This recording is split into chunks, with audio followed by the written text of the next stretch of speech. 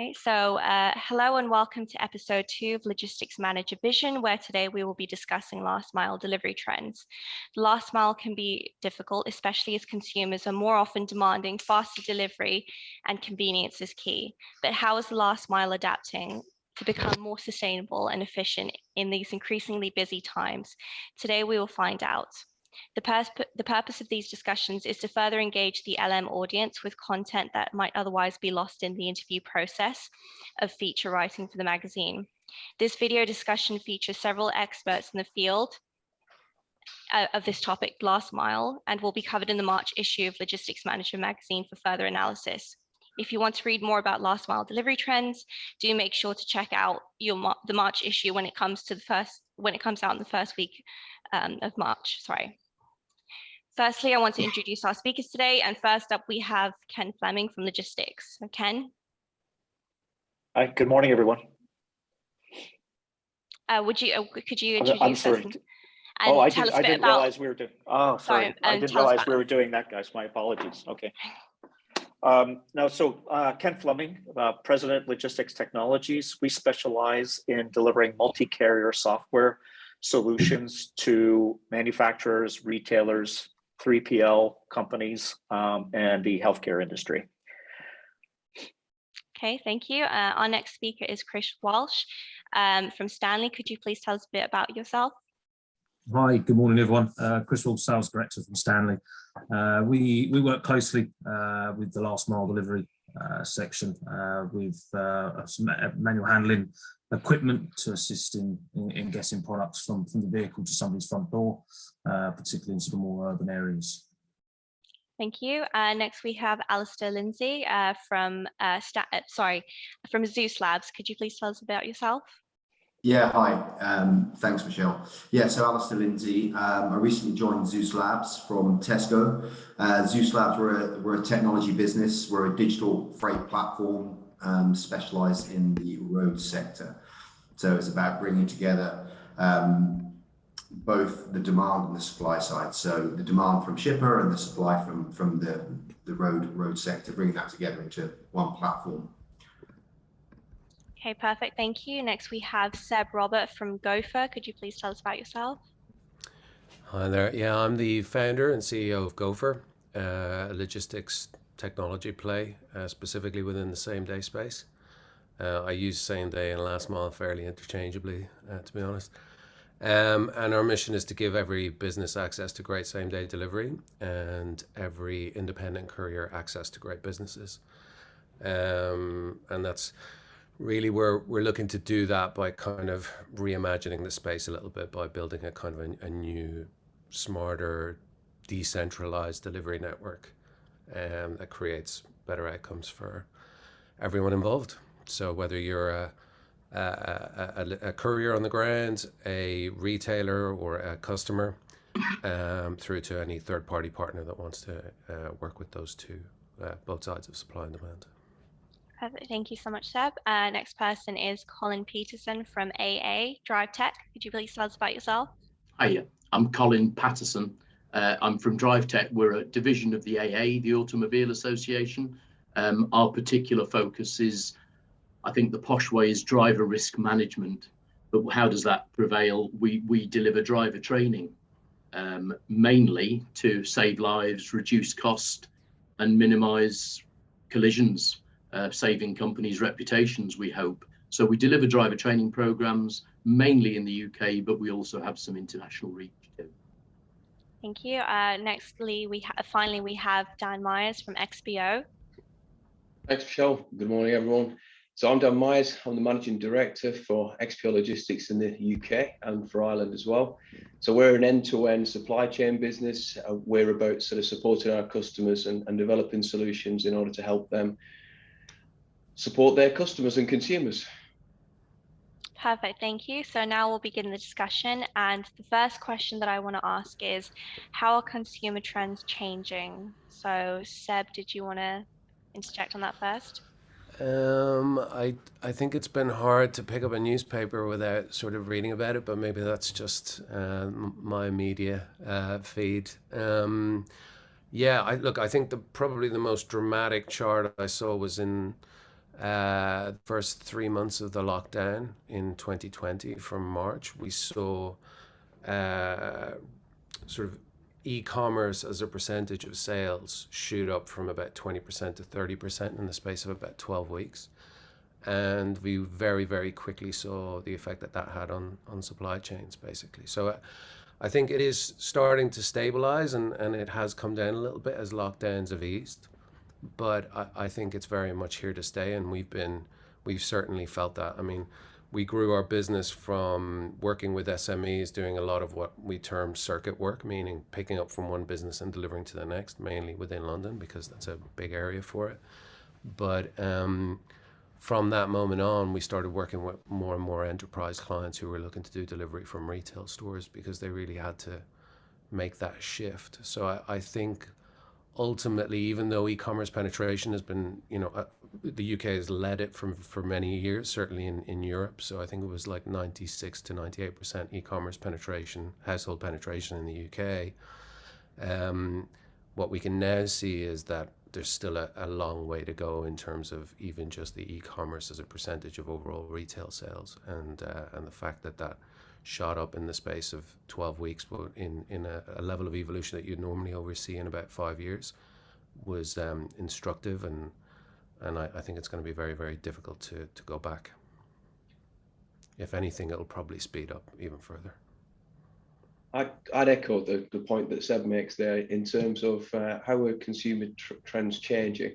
I think people's expectations in terms of speed is the change. Obviously, we've seen this transformation in terms of move to online and home delivery, but also the pace at which people expect that fulfillment has increased dramatically.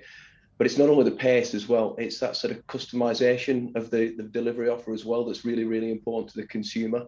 And making that more and more individualistic and tailored to the individual themselves is becoming much more of a trend and a point of differentiation.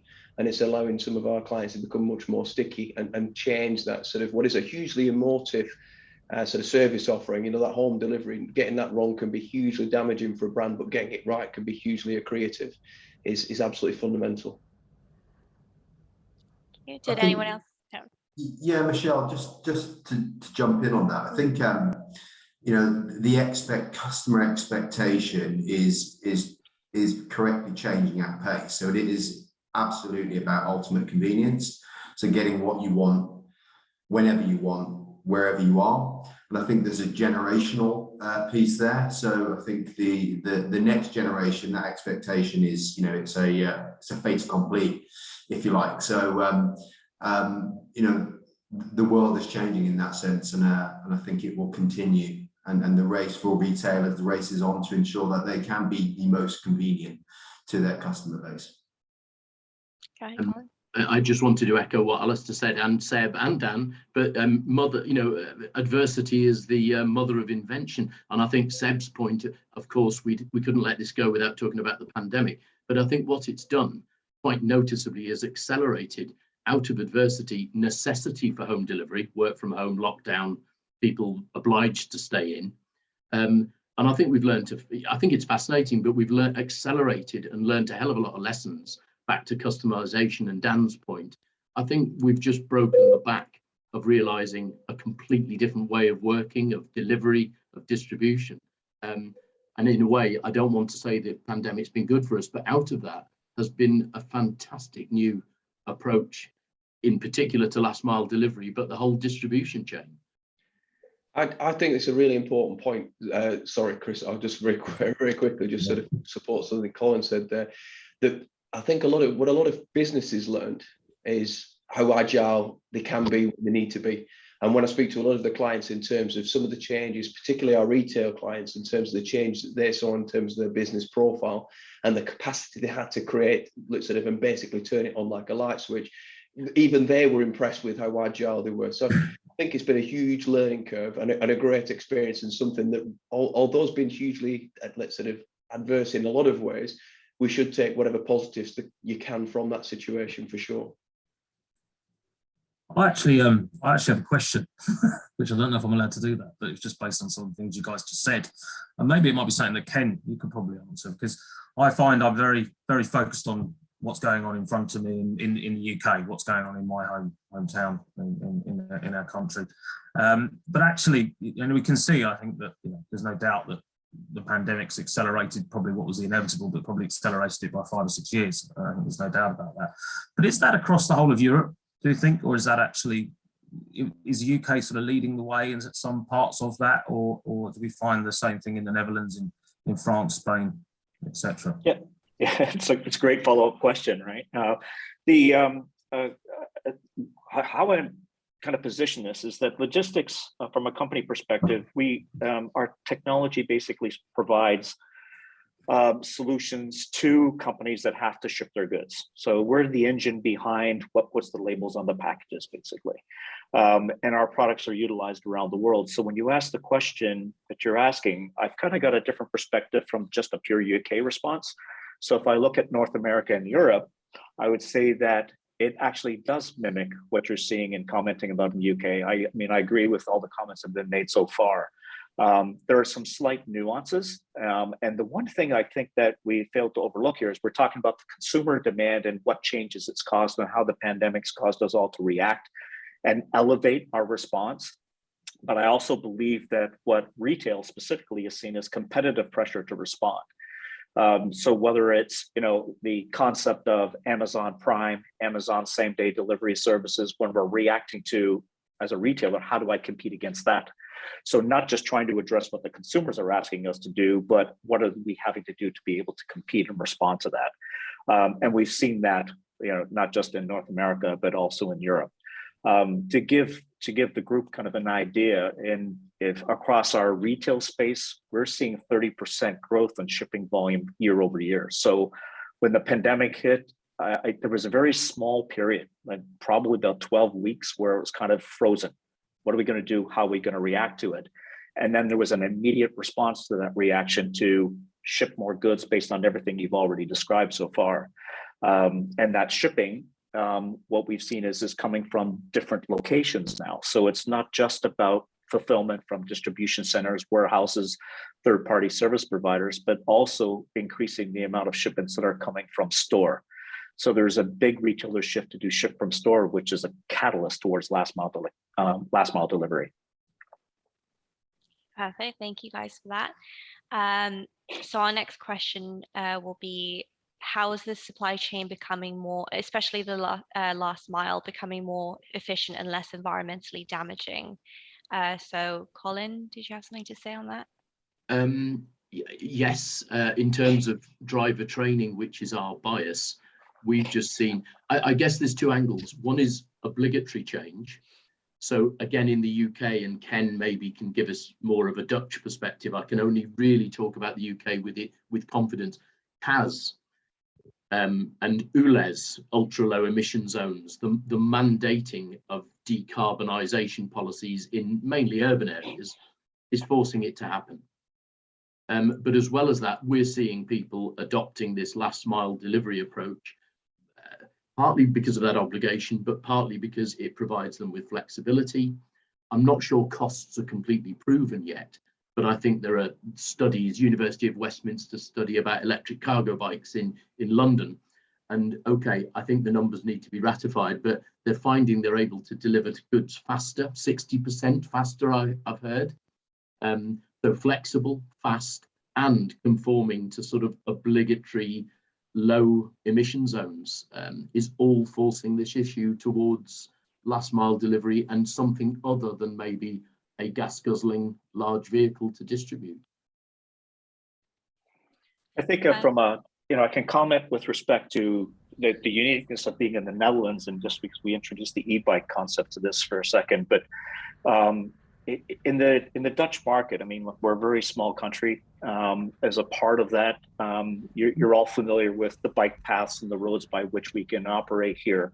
But what I thought was pretty interesting, as a non-Dutch living in the Netherlands, is to understand how it works and how it actually applies to the supply chain. So there are some great initiatives. If you think about not just what an e-bike can do, but you're looking at kind of an e-van, but vans that are small enough that they can actually drive and run on the bike path.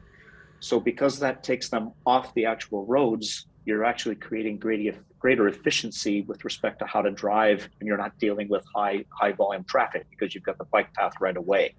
There's some incredible initiatives with retailers, whether it's around grocery or in the food delivery space, that are taking advantage of this. Now, a great company to look up, for example, in the Netherlands is a company called Picnic that launched based on this whole E initiative with respect to their delivery and the vehicles that they put specifically to be able to allow them to get on the bike path, and that allows faster efficiency and delivery as a result. So some amazing initiatives. I think the challenge is, okay, it's a really good test group from a Dutch perspective, but how does that expand into larger countries where you don't have the same infrastructure available to take advantage of it? It may apply more in the urban centers, but it's very difficult to do in rural areas, especially if you're dealing with the Americas, for example. Sorry. It's no problem. I think you've got to look at the entire supply chain. I was looking up something quite recently in terms of a discussion we were going to be having with a client. And one of the statistics that I pulled up, having done a little bit of research, was that when you look at a consumer product, 80% of its carbon footprint is in the supply chain. I mean, that's just colossal to think that 80% of a product typically is in its supply chain. So making sure that every link in that supply chain is running the most sort of conscientious way possible is critical. And whether that be in terms of alternative fuels, and as an organization, we've done huge amounts of pilots, and we've invested in electric vehicles.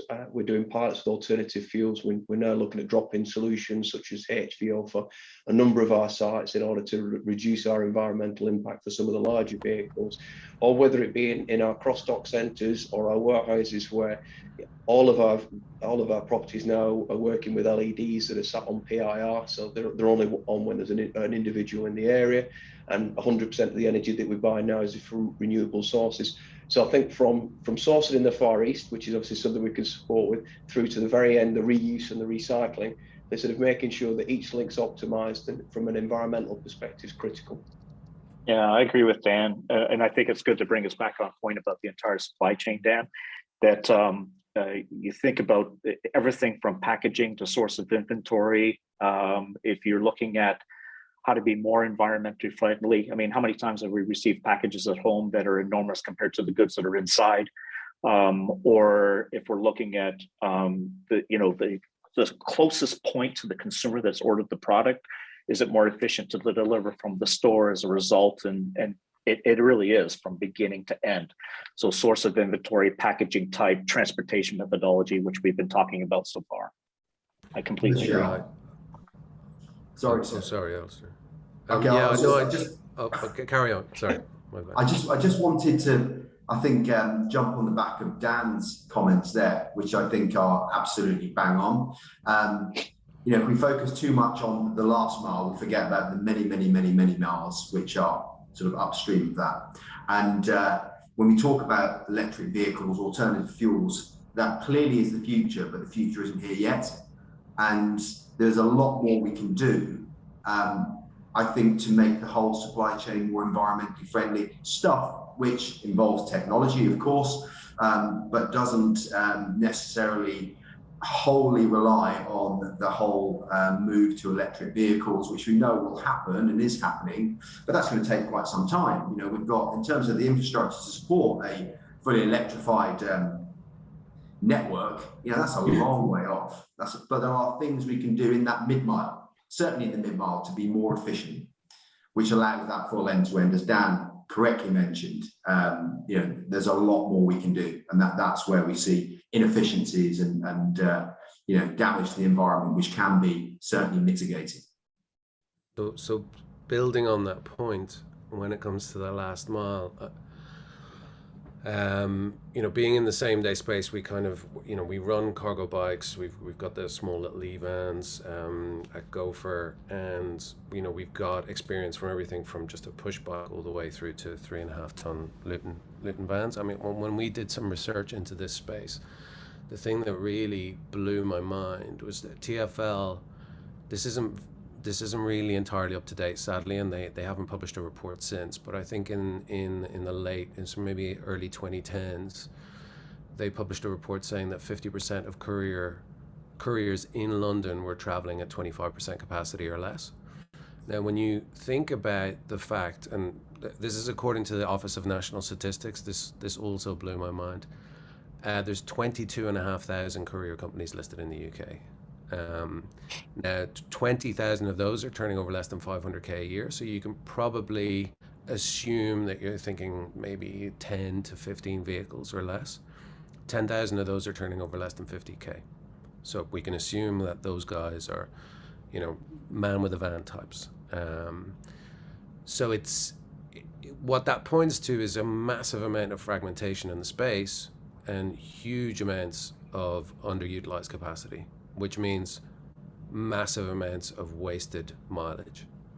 And the only way to combat that would be to aggregate all of that available supply and understand where it's going and what capacity it's got to be able to do a job in order to be able to get it there on time.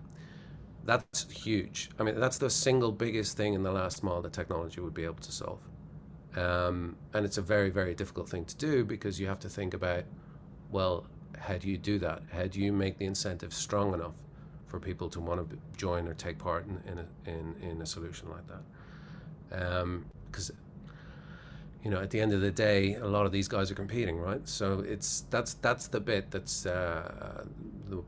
the part that I, you know, when it comes to the last mile is probably the most shocking.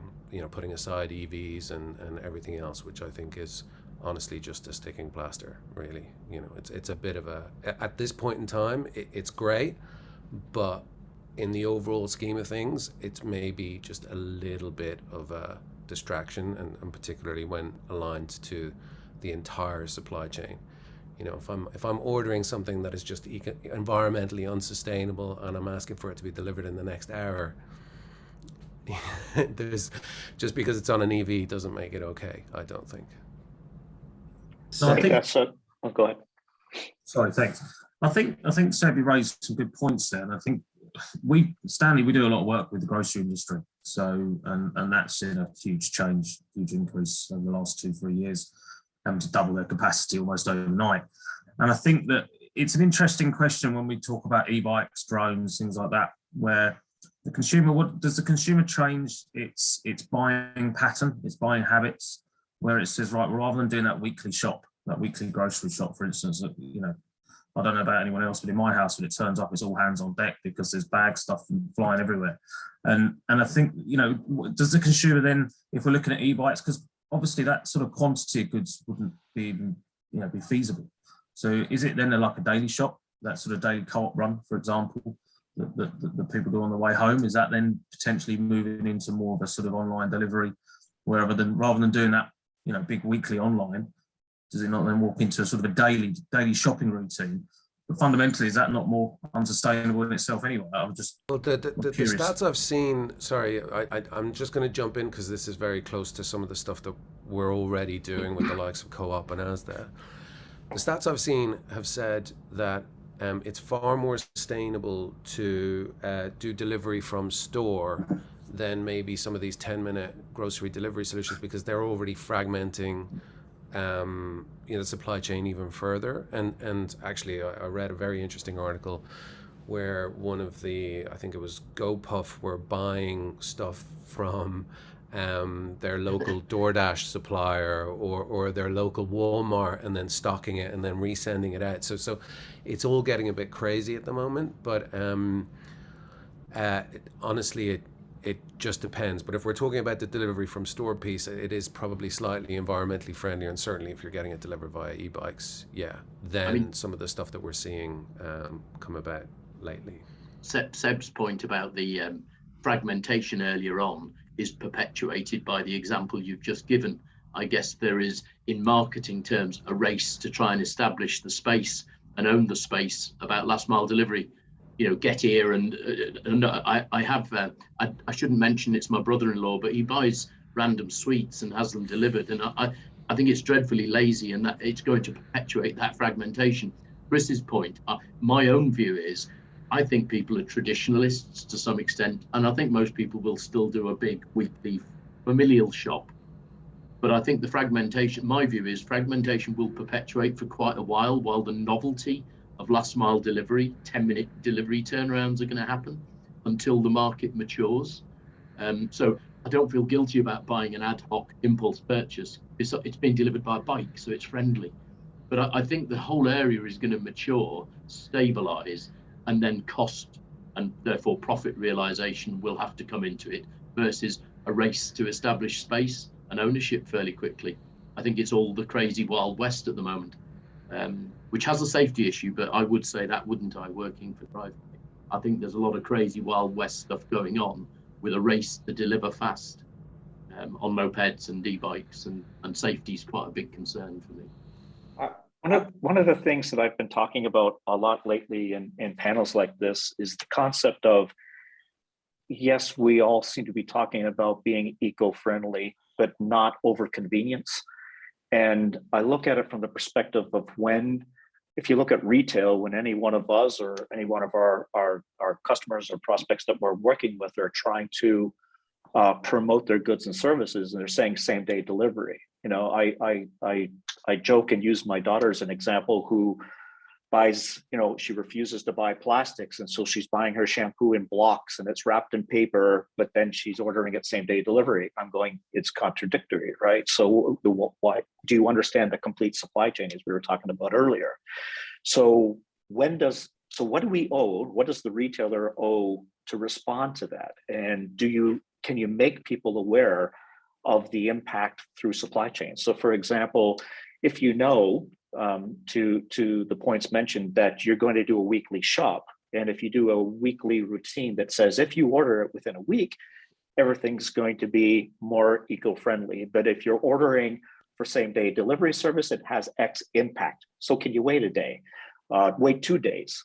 Because ideally, when we talk about, and many people on here can comment it more than I can, when you talk about how to create the more eco-friendly world, it becomes, especially when it comes to transportation and last mile, it comes down to that optimization. Can you make the trucks full?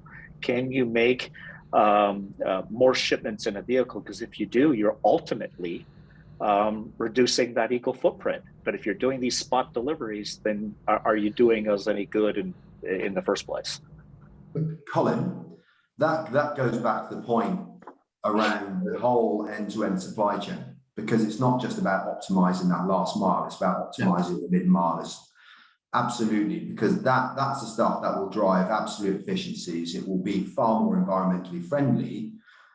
Yeah. And then on top of that, as the technology around electric vehicles and that progresses and becomes more prevalent, you know, then we'll also be able to take the full advantage of the electrification, if you like. However, there is so much more we can do just by being more efficient in terms of how we plan and optimize our transport networks. You know, and I think sometimes we lose sight of that. I think think that the e-bike is the answer to everything. There is far more to the supply chain than just the e-bike, for example, as we know. I'm being slightly facetious here, but I think there's more we can do just to manage our supply chains across the whole network in a far more efficient manner through aggregation of demand, for sure. So we are loading more and more. 30% of the trucks that run around the UK are empty anyway. No, that makes sense. And it's a very expensive, dirty, fresh air. You know, we need to fix that problem. That's one of the major problems we need to fix.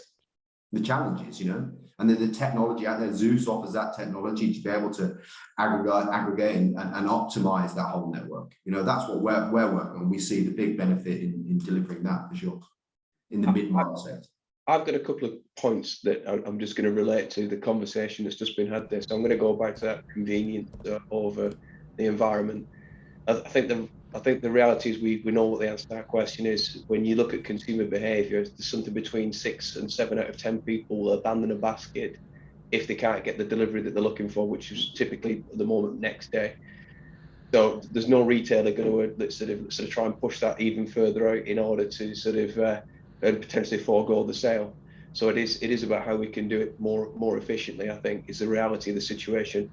Much as we'd like it to be something else, I think when people look at it at an individualistic level, they recognise that the impact they've got on the global climate is very small. But when you aggregate everything up from an environmental impact, obviously it doesn't make sense to keep ordering.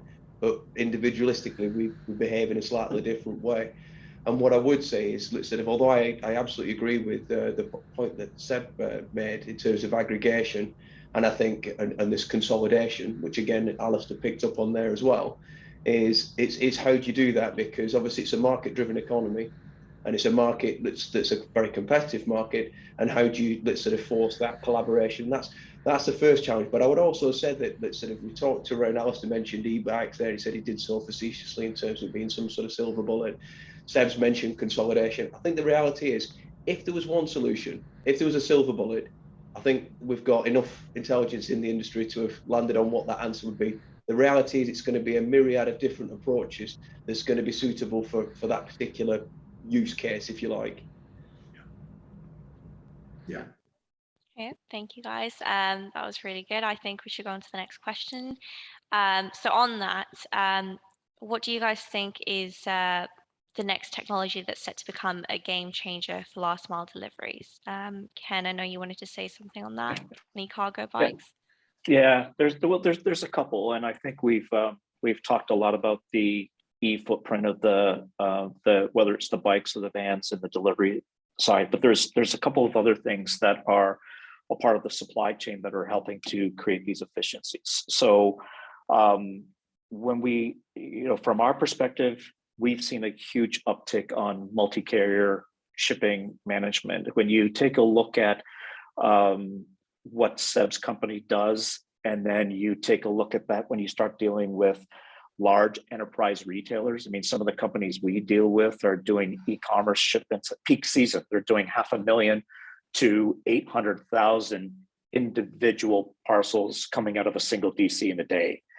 And if you start thinking about the craziness of all this and go, imagine that by drone, imagine that by e-bike, that's not the case. It's how do you optimize this? How do you manage different carriers? Now, there's a couple of things that are being driven on the carrier side of things that has happened as a result of the pandemic, right? So carriers themselves have been impacted by the pandemic. We've seen it talked about driver shortages and the impact of that. So what companies are looking to do is to get access to more carriers and more carriers quicker.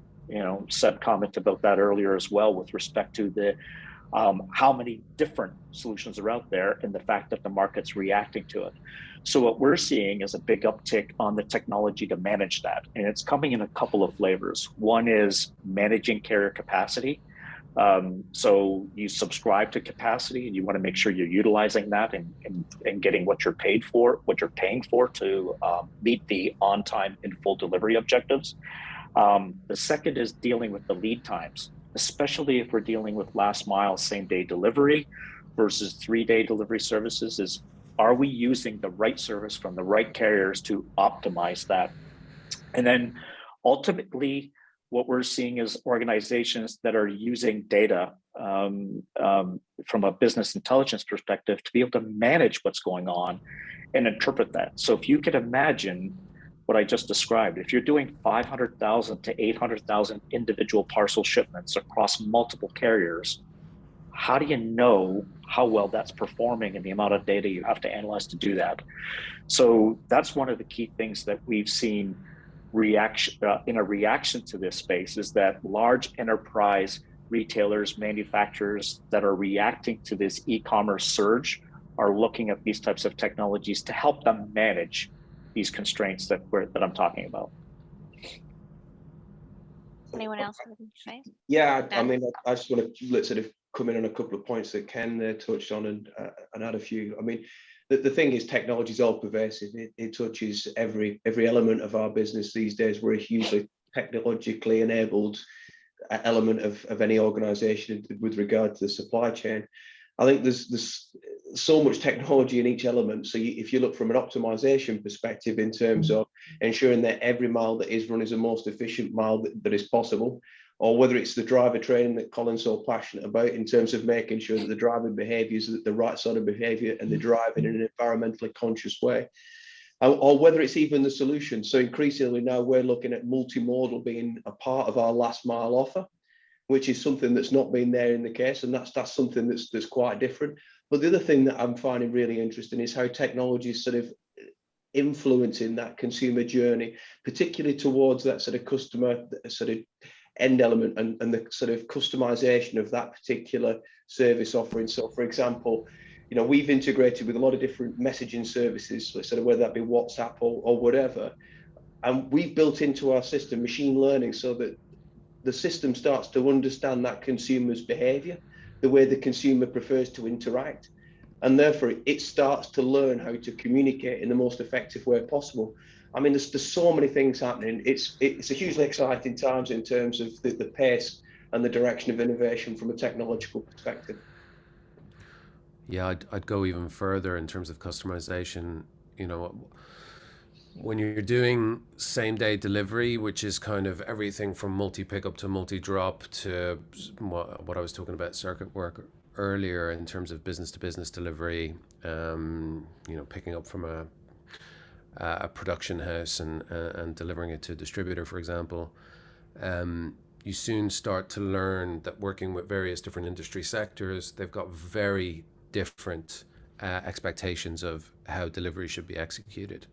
And, you know, you almost can see every action that they require a courier to take in order to be able to execute as well as possible on that delivery, that it should be breadcrumb for the courier, but also flagged at every stage. So, for example, a jeweler is going to have a very different set of expectations to a restaurant, and rightly so. I mean, it's a much higher value item.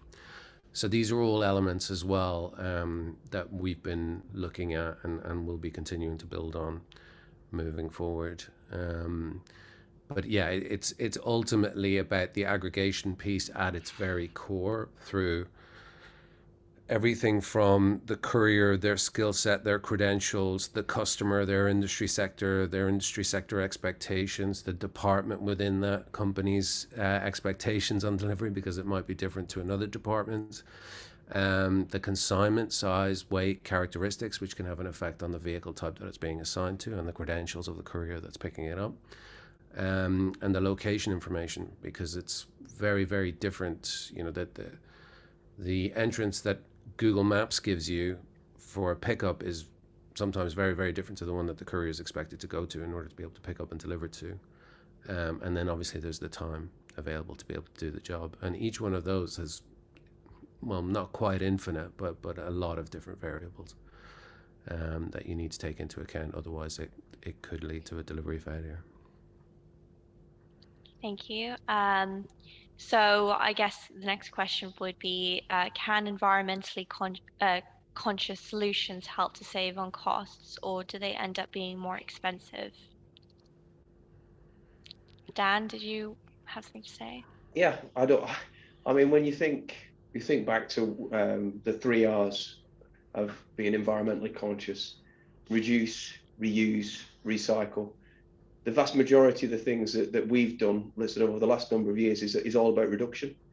So not only is it environmentally the right thing to do, but from a cost perspective as well, it's the right thing to do. So if we're using less packaging, or we're using less fuel, or an alternative fuel, then clearly that is not only environmentally a good thing, but from a cost perspective, it's also good value. So overall, from a value perspective, it ticks all the boxes. There doesn't need to be a conflict between the two, for sure. Alistair, do you have anything to say on this? Yeah, I agree with Dan. I think being environmentally conscious should lead to a lower cost, because ultimately it's about being more efficient. And I do go back to that point around, we've discussed it numerous times, around the aggregation. We talk about driver shortages. I know there's a driver shortage. However, we don't help ourselves when we run our networks with 30% fresh air, for example. You know, there is an immediate bit to go after. And by doing that, we are taking empty road miles out of the system. You know, that naturally leads to a more environmentally friendly environment, but it also reduces cost. You know, the less vehicles you have running around doing the same amount of volume, it costs less. So the two absolutely go hand in hand. On the flip side, though, what we've talked around, the last mile piece, that's that absolute sort of race for ultimate convenience. If it's not done with a lot of thought and consideration, then we start to create a much more complex network, which can eventually lead to, say, inefficient ways of working. But I do think, that's the battle, isn't it? That is the battle, because you've got ultimate convenience with ultimate, environmental efficiency. And I think that's the big exam question, if you like, that we need to answer. But for sure, that top line statement is, I think, being more environmentally efficient leads to a lower cost, for sure. So did anyone else have anything to say on that, or no? I think it's a very difficult question to unpack, right? It's almost like, when Dan made that comment earlier about 80% of a product's unsustainability is in its supply chain. I think, yes, okay, on the face of it, an EV is cheaper to run from an electricity perspective, but at the moment, the commercial vehicle EV space, there's not a lot available that have enough range currently on the market to actually make sort of large-scale multi-drops from warehouses viable. I mean, there's a number of different carriers that are kind of using existing smaller capacity Nissan ENVs and then kitting them out to be able to take on more capacity, which is a great way of tackling that particular problem. But for example, Daimler's e-Sprinter, I mean, I think that's not going to be out till 2023. At the moment, it's only got a 90-mile range. It's still very expensive. The Ford Transit, I think, is coming out potentially later this year, but I'm not quite sure on what the range numbers are going to be on that. But from an owner, like we deal a lot with owner drivers, and from their perspective, switching to that EV is broadly the same cost, even taking into account fuel reduction costs. I mean, I think that it is very attractive for people for drivers within London because of the ULEZ costs. But overall, it's not, the difference isn't necessarily that stark for them to make the switch at this point in time, even if the supply was available. I think, and I don't think that's going to happen until maybe 23, 24, if that, and I hope it does. So yeah, I think it is kind of it's a difficult question to answer. And the other area is, for example, I think I read the other day that the most sustainable vehicle currently on the road is a Porsche. And the reason is because the lifespan of the vehicle of that particular brand lasts broadly, a Porsche will stay on the road for about 30 years. Now, I'm not saying we should go out and start doing deliveries in Porsches. That doesn't make any sense. But what it means is drivers take care of the car. Broadly, having a van that can last 30 years is probably far better than, mining an EV out of the ground and sticking a lithium battery in, which we all know from our phones doesn't tend to last much longer than sort of 3 or 4 years before it drops off a cliff. So it's a difficult one. The other thing is, like, Toyota, I think they were putting all of their bets on hydrogen, and I think Tesla just took that off the table. And now they're having to go down the EV route because the narrative has been set that EVs are the way to go. And my view is, it's obvious that hydrogen, if we knew how to farm it, and if we cracked it and managed to farm it and reduce the cost over time, then that would certainly be a far more sustainable solution than mining lithium out of the ground. So it's a many faceted problem. So yeah, I'm not quite sure I've got an answer, but I've got a lot of questions. I think that's the point, Seb. There isn't the answer's not immediately obvious, because there's competing technologies at the moment, particularly when you look at the fuel side of things, and that technology is evolving very, very quickly. So in terms of that range, we've already seen in sort of our first sort of generation EVs to the second and third generation EVs, that range get further and further, but it still is limited. And therefore, That's why I go back to, there isn't, if you like, one answer that fits all the problems. There's not, if you like, a silver bullet here for us. But I think there's a lot that can be done, even with the constraints of the technology we have today. So there are alternative drop-in fuel substitutes instead of using fossil fuels, and that's something that we're looking at, particularly for the heavier vehicles which are doing the sort of next to last mile. So there are options. I think there is more that can be done here and now. I don't think that we should. I think it would be negligent, if I can use that word, in terms of waiting for the answer. I think there's plenty to be got on with and delivered now. You know, the old saying about don't put off tomorrow what you can do today. There's an absolute boatload of things that we can get on and deliver today that will improve the environmental performance of the complete supply chain, including last mile. Yeah, I couldn't agree more. I'm optimistic. I think I'm just coming at it more from an owner driver perspective, I guess. You know, we're asset light. I think both raise quite valid points around it. There isn't a silver bullet. There isn't a one answer fits all here. As you said earlier, Dan, there's many experts and clever people that are damn sight clever than I am, working on things, working on different technologies and different, trialing different methods. But ultimately, as you said earlier, there's hundreds of thousands of couriers out there all trying to achieve the same end goal, which is to get a product from A to B. But all trying to do it in completely different ways. And they're all trying to navigate their way around, trying to find a route that is more sustainable, be more profitable potentially, and see ultimately a better customer experience. But all trying to do it exactly the same thing, but in a completely different way. And I think that's quite interesting. And it kind of points to the fact that there isn't a silver bullet there. But we're all battling to try and get the same end game. So one of the trends that I've seen and read about, I'm not sure if you guys have seen it from the United States right now, is around this concept of competitors being collaborators. So the announcement, for example, between Walmart and Home Depot, where they're actually sharing their strategies. I mean, they directly compete. They sell the same products in many of their stores, and they have overlapping SKUs with what they sell to the consumer.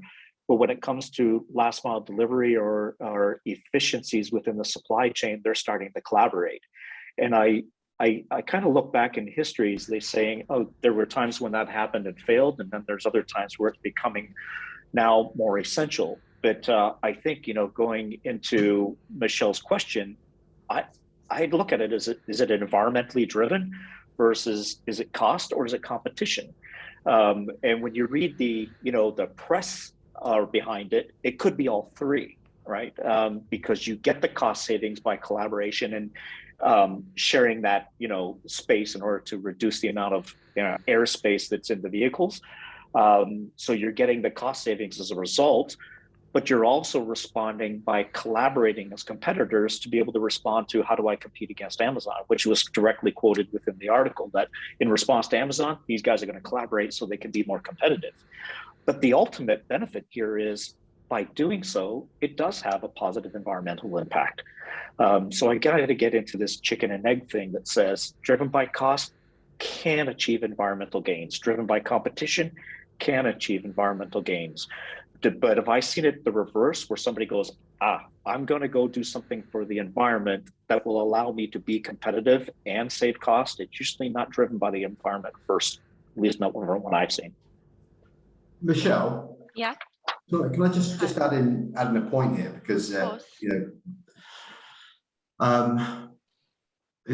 principally what we need to do to be more environmentally friendly the principles of that will remain regardless of whether we have a network which is predominantly run by HG vehicles or predominantly in the future run by electric vehicles.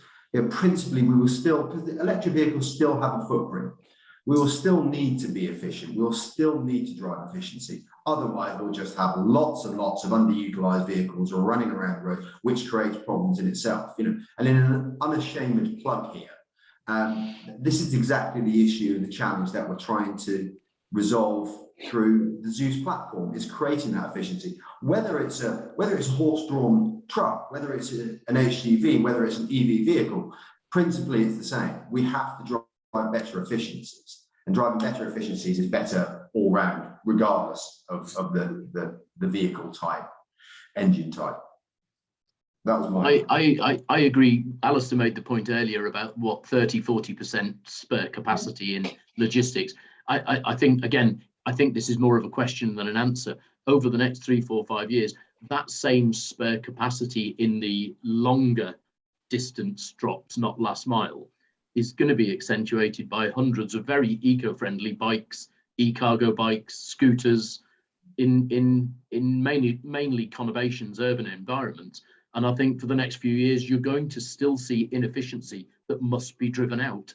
So points were made about sharing. I think Ken talked about sharing, collaborating with competitors. My own view, not overly sophisticated, is that it's currently Wild West. There's loads of people coming into, for example, last mile delivery, and it's going to have to settle. And your Alistair's sort of spare capacity in truck is going to end up, in my opinion, for the next 2-3 years with massive fragmentation of small deliveries that isn't yet efficient. It's not environmentally harmful, but it's still not very efficient, dropping small grocery deliveries here, there, and everywhere. And some sort of aggregation will eventually, I don't know, balance the market out a little bit. I just say one thing, because although I can definitely buy in to the benefits of aggregation, let's not underplay the benefits of competition either. You know, competition is what drives innovation, is what drives best practice. You know, when that bar is set out there and you're benchmarking yourself against the best and wanting to be the very best, that's what drives us forwards. You know, that's ingrained into human DNA. That's where that's why we are where we are today, after, you know, evolving 300 or so thousand years ago. You know, that competition's a great driver in terms of innovation, and I think we shouldn't forget to harness that and nurture that as well in terms of bringing best practice forwards. Yeah, no, good idea. Agree. Perfect, guys. I think we have time for one more question before we kick off of this. So really good answer so far. I know that there might be some difficulties with introducing environmentally friendly initiatives into a fleet, but what do you think is the importance of this, and why is environmentalism in the supply chain such a contested topic? Is it contested? I don't see. Definitely not. I agree, Dan. I'm not sure it is anymore. No, maybe that's a legacy.